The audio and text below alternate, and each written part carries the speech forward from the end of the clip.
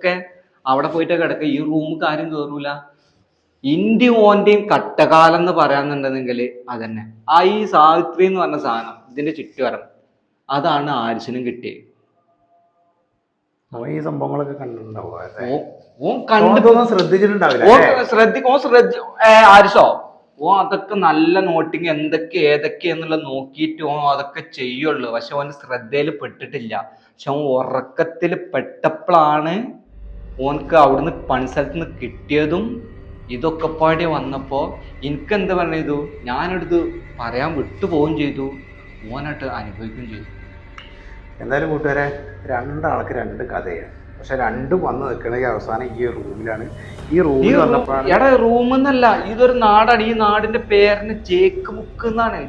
ഒരു മുക്കാണിത്. ഈ മുക്കിൽ വെച്ചാല് അലഞ്ഞു നടക്കുന്ന എത്ര ആൾക്കാരുണ്ടറിയോ?